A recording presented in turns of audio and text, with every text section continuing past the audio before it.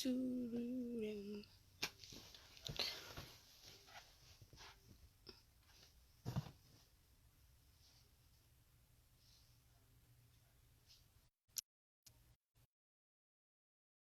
y'all, we're gonna probably wait till a few more viewers get in.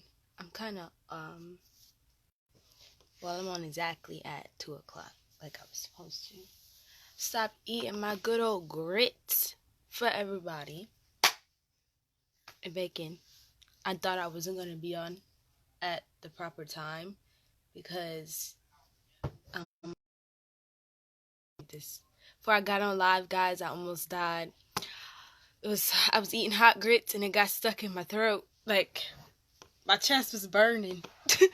But okay, so hey everybody, I go by Amya Meekins. The live is finally getting up there. Hey everybody, I go by Amya Meekins. Most of you guys know me as My Rockstar.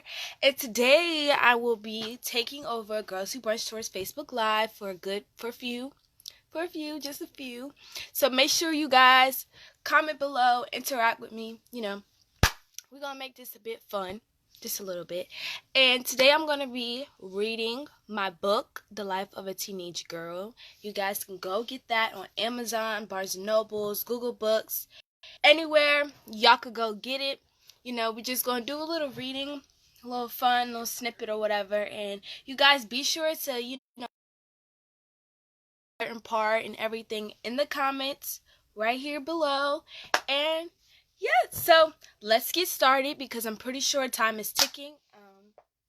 Yeah, we're 2 minutes in. So this is my book, what it looks like, and this is Faith. This is a girl. This is Faith, good old Faith that everyone loves. And let's get started. We're about to get started. Okay, this piece of hair is just not cooperating, but y'all ignore it.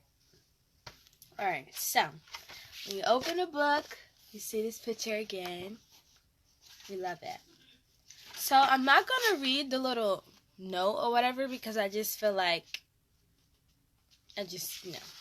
So when we start, Life of a Teenage Girl. So we're starting from the beginning. I couldn't believe the words that had just came out of his mouth. In my head, I didn't know if I burst into doing both. I heard my big brother's voice going in my head. Never let them see you sweat. Unfortunately, that's hard to do right now. It felt like there was just embarrassment juice flowing through my veins replaced in the blood. How could something I couldn't change about myself be so powerful? I was in the middle of the hallway, and there were a bunch of kids crowded around me in a circle. Some shook, some thought it was hilarious, and some just continued doing what they were doing before the incident occurred. The incident that would change my life forever. I just didn't know it yet. Yeah, that's what my parents called me. I'm 16 years old and attend Leeward Jenkins High School. Rock. I was raised in West Rock for sure, but I learned a place couldn't define me as a person. Hi. People think of West Rock, they think of two talents. Talent and high crime. They think of two things, talent and high crime. Sorry. We have a lot of athletes to singers to rappers. Yeah, y'all know that. He's from right here. He was a close friend of mine, but we lost contact. I remember to a drive from Christmas a few years back. For Trevor, aka Young Rich, to be 17, he's stupid rich. His Miss Grace doesn't plan on leaving either. Every time I visit after school, she always tells me the only way she's leaving is if Miss Grace. She's so sweet, she just wishes her grandson Trevor would stop living that lifestyle, especially in the public eye. By the way, another talented person, Ryan Richardson, one of our high school basketball stars. He's so cute. He's super tall, with a smooth, even tone brown skin, beady eyes, and he has a low fade cut with a part in it like Nas, the rapper. We used to be friends in kindergarten, but we don't even talk now. He's popular in our high school, and I'm just me. Growing up in West Rock, it was hard. You're forced to grow up fast, especially our young boys. Here in West Rock, everyone knows everyone. At West Rock High, it's popular to get pregnant, do drugs, and pretend. Out of violence or poverty in the area, most of us have to take on responsibilities that other kids our age may not have to face. But it isn't all that bad. It's just how we was raised. Every day we survive so much and our environment isn't the prettiest sight to look at. There's a group of young men pass by the streets. You got their OG passing by all the blocks to make sure they handling their business the way they supposed. You see some kids at the park trying to make some money to purchase themselves some new kicks by selling waters and water ice.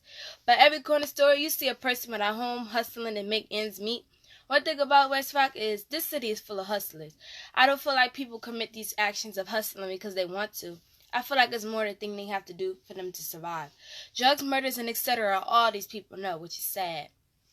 If I had the tools and the outlets to make a change, Lord knows I would. From time to time, we have people throw events to complete their service hours, but nobody really tries to attach themselves to our community to make a real change. People are so worried about their image and not really helping to save lives. Sometimes people fake like their hashtag woke, but that's just for the gram. All the people here needed some hope, to feel some encouragement. I'll never forget when Trevor came and did that toy drive for Christmas. The whole community was out together, no violence, and you could just feel the love. Ring, ring, the school bell rang loud, echoing in the hallways. There was lots of commotion, sneakers screeching down the hallways, lockers being slammed. The hallways were a bit stuffy from all the activity throughout the day, so it was a bit smelly. It smelled like gym socks and pure sweat. "Aw, man," I said.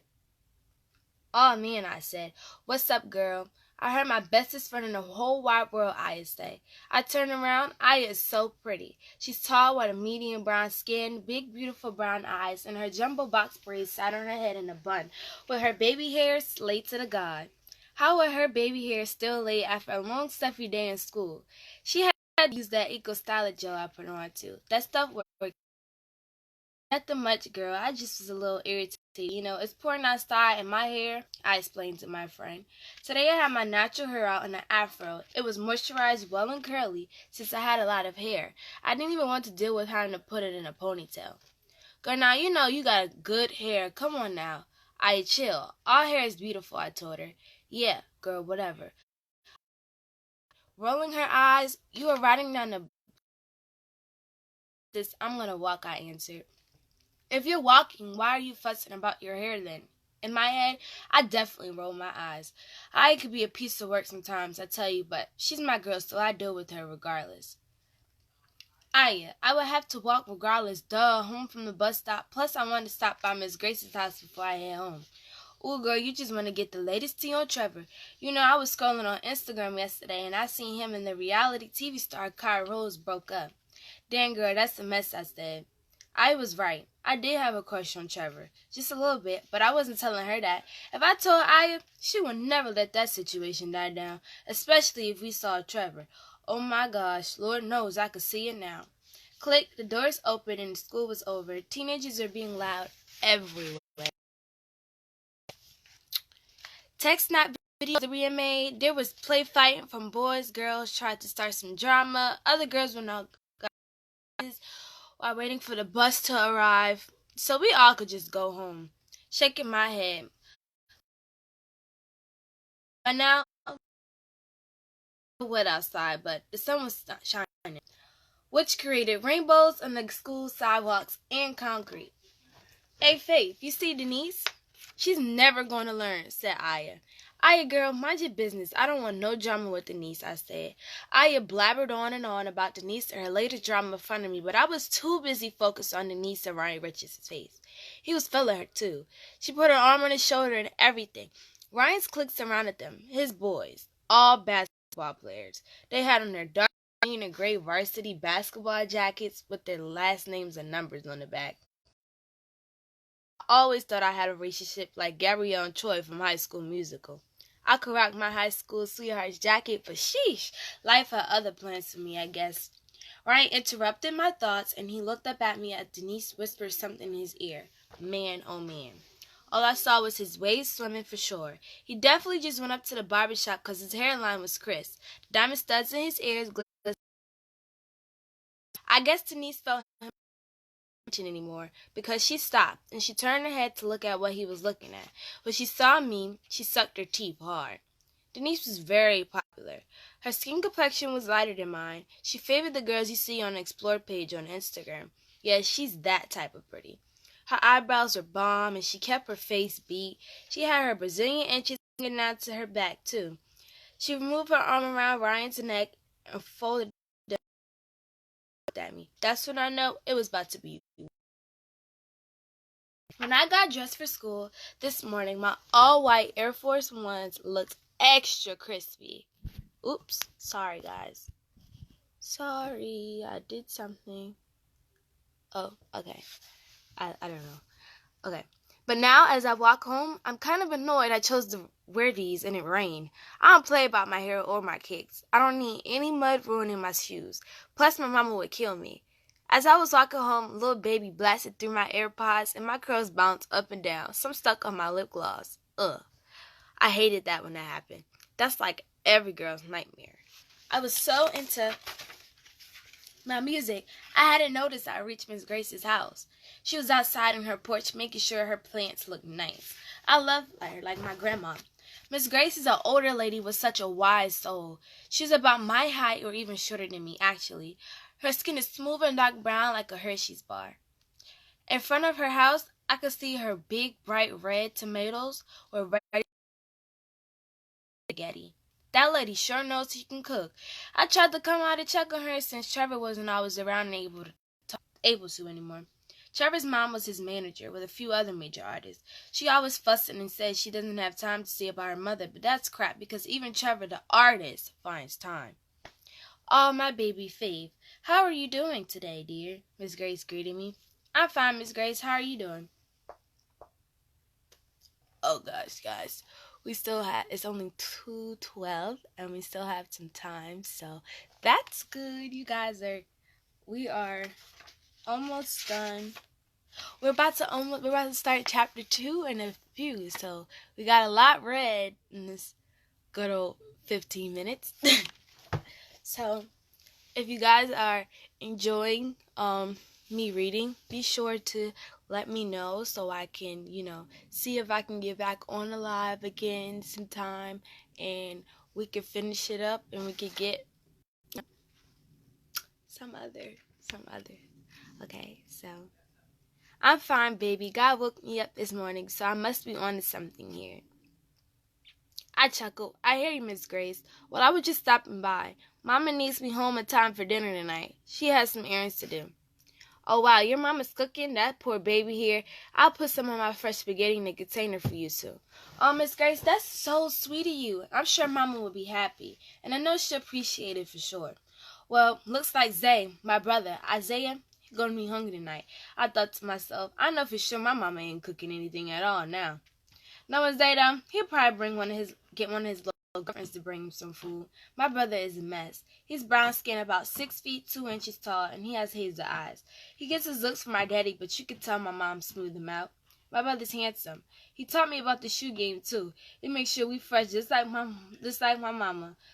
He used to attend Westside High and play for our basketball team, but he graduated. He still sometimes go around and help coach the team though. As I came out my thoughts, I heard Miss Grace's screen door crack open. She came outside with 2 large containers of spaghetti. She even had the garlic bread wrapped up in foil on top. Oh, Miss Grace, you're so sweet to us. Thank you so much, I said. We're almost done chapter 1. We love it. We love this for us. This is actually like a really good book. I haven't read my book in so long. To actually see and read it and wow, I actually wrote this, so I'm proud of myself and I encourage you to go out and get it for any young person, because it's not just for girls, teenage girls, young girls, it's for everybody. I've had adults read it and tell me it helped them and impacted them in a way. So just let me know what y'all think about it. Once you get the book, go get it. You can get it everywhere. Okay, so yeah, back to me reading. As soon as I started talking, everybody started joining again. Okay. No problem, baby. And remember to tell your nana to call me back. We never got to Macy's. Okay, I got you. See you later. Stay safe. Alright, baby, you too, she said. She watched me walk down the steps off her porch and drove down the street. Stay safe was something everyone in restaurant said. It's not because we want to, but it's because we have to. Bullets here have no name on them. When I got home, I could hear the TV, so that meant my brother was playing video games per usual. As I opened the door, I went straight to the kitchen and put the food on the table. "Hey, big head," stated Isaiah, which he heard me coming. "Hey, ugly," I replied. "How was school?" he asked. "Nothing really per usual, Sean asked about you." "Yeah, he texted me we gonna go to the courts Friday to play a game with the boys. Oh, and Alex asked about you too, which is weird because she doesn't even talk to me," I said, making sure to loudly suck my teeth and roll my eyes. "Man, she better go ahead somewhere," said Zay, twisting a piece of his hair. He lay back on the couch and put his arm up. "Alex is my brother's ex-girlfriend of 3 years. She's just weird to me. She never really talked to me before or after the relationship." Uh-oh. Sorry, guys. The connection randomly went out. I was hoping it didn't end the live, but we're back. We're back. Whew. That was close. That almost ended everything. Glad it didn't, though. Alright. I went to the kitchen to heat up my container of spaghetti from Mrs. Grace's house. Also, I am keeping time, so we got a good 10 minutes. So, that's good. Once my food was done, I got a cold glass of lemonade and sat down to eat and do homework. As I finished up some Algebra 2 work, my brother walked in the kitchen and just stared at me. "Yes, Dave. May I help you?" I asked, staring back. Where is my food?" He pulled up his neck back and frowned his eyebrows and made his lip go up. "Oh, my bad. I stopped by Miss Grace's house before I came here. Mama was supposed to cook, but she isn't now. Just make something or order something to eat." "Faith, that's not the point. That spaghetti smell mad good, and what makes you think I don't want any?" "Zay, I know you want some, but that's the thing. The thing is, you're not getting any." Oh, siblings. Zay just looked at me with his head tilted sideways for a moment.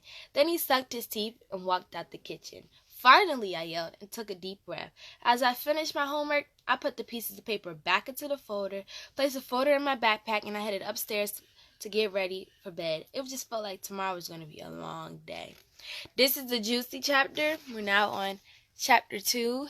So, yeah, let's get started. Guys, I'm actually pushing through because I am suffering from a bad, severe stomach ache right now. So, yeah, I'm trying to push through. That's why I keep looking at the time like, God. "Hey, honey," my mama said as I came down the stairs and into the kitchen. I could smell the scrambled eggs and bacon cooking on the stove. "Hey, Mama, how'd you sleep?" I slept pretty well. How about you?" "Good. I could take some food with me as I walk to school," I asked her. "Yeah, of course. Take some for Aya as well," my mama asked. "Well, let me text her and ask." "Okay, baby, have a great day today," she said. "Okay." And I looked at her strangely. My mama always wanted me to have a great day, but she always said it, but something about today just felt totally different. I and I walked down through those double doors, and immediately I knew something was off. Students would stare at me in their little cliques and then turn back to themselves and laugh. Uh-oh, here's the good part of the book. Okay. What's wrong with everyone?" I asked. I held my backpack straps and turned around to see everyone. "Girl, I don't know. They need to watch it," she asked. Everything was so strange. I and I walked down the hallway to our lockers, and they were side by side. "Okay, girl. I'm getting sick of this. What the heck is going on?" I asked as she slammed her locker. She rolled her eyes at her neck as she examined the hallway. "Aya is a good friend." "I don't know," I told her. I put my combination in the locker and grabbed my American government textbook. Guys, when I was writing this, I was in college. Was I in college? No, I was in high school and I was taking American government, so that's where that came from. That's when I heard the snickering behind me. I threw my hoodie into my locker, and the snickering grew louder. I closed my locker and put my American textbook up to my chest with both hands. I turned around to see what the snickering was and who it was laughing. I saw Ryan Richardson and his boys in my peripheral vision. Ryan looked at me and smiled, smirked. I was so confused. I looked at Aya for an answer. She shrugged her shoulders. Next thing you know, my phone lit up. There was a text for someone mentioned me in their story.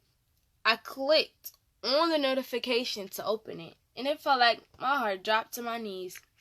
I was instantly heartbroken. I didn't know how to feel. I never felt this way before, nor have I experienced this before. Aya looked at me and saw that I wasn't 100% fine. She peeked over my shoulder to see that I was looking at her. Her mouth flew open, and it was devastating. Someone had screenshotted a picture of Ryan's private Snapchat story. He had posted a picture of my face, photoshopped to a body of a monkey with the words "Dark Monkey" as the caption. I was so confused. I couldn't believe Ryan would do something like that. I was so lost for words and I couldn't even react. "Ryan, you're sick," I snapped. "What's wrong with you? What did Faith ever do to you to make you want to humiliate her on this level? You should be absolutely ashamed of yourself. My friend isn't a dark monkey. She's a queen. You should feel real dumb talk about someone of your own race like that. We don't exploit our own people, Ryan." "Well, your friend shouldn't like a burnt french fry," Ryan said. I was so struck by how he just humiliated me in front of most of the school. At Leroy Jenks High School, things traveled fast, and I was sure the rest of the school was aware of what was going on. Good part about it is Chapter 2 is about to be over, so that means we were at 2 chapters in this one little 30 minutes, which is really good. So I'm going to hurry up and try to read this because my time is almost up here, but if you guys are enjoying, please be sure to let me know, and I could try to get back on here, but let me hurry up and start talking so I can get through these last 3 quick pages so we can at least have 2 chapters read. "What did you say?" Aya screamed. She was ready to jump across the hallway at Ryan. "What do you mean, burnt french fry, Ryan? Her skin tone is dark.